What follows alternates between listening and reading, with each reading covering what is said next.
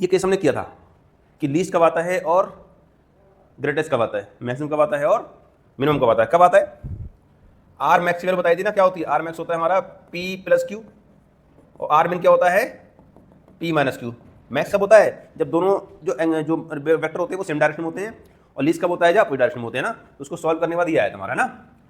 तो कह रहा है ये दिया है 29 न्यूटन और लीस्ट दिया है 5 न्यूटन, दो वेक्टर्स दिए हुए हैं।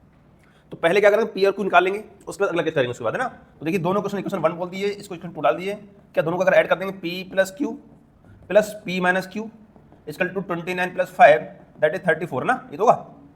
तो कट जाएगा, क्यू कट जाएगा, 2p इक्वल टू 34, तो p इक्वल टू कितना आएगा? 34/2 दैट इज 17 न्यूटन। 17 न्यूटन आ गया p। अब p 17 आ गया तो q कितना आएगा? 17 पहले कुछ निकालिए, 17 प्लस क्यू इक्वल टू 29, तो q कितना आएगा? 29 माइनस 17 दैट इज 12 न्यूटन, है ना।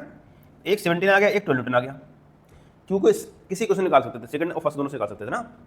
अब कह रहा है if each force increase by 3 Newton, अगर दोनों फोर्स को 3 न्यूटन बढ़ा दिया जाए, इंक्रीज कर दिया जाए, find the resultant of 2 new wave forces acting at right angle, और इनको राइट एंगल पे लगा दिया जाए, तब उनका रिजल्टेंट कितना होगा। मतलब क्या है, पहले तो ये p डैश बोल देंगे, उसको कितना होगा?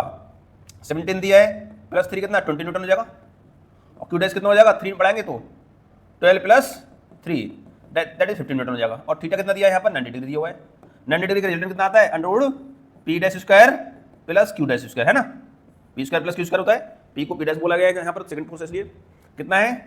20 स्क्वायर प्लस 15 स्क्वायर, तो रिजल्ट कितना होगा अंडरवुड में 400 प्लस 225, है ना। 20 का स्क्वायर 400 होता है, 15 का स्क्वायर 225 होता है, अंडरवुड 625 होगा। तो कितना आ रहेगा? बाहर निकालेंगे, ये 25 का स्क्वायर है, 25 न्यूटन, यानी रिजल्टेंट भी बढ़ जाएगा। कर लीजिए इसको।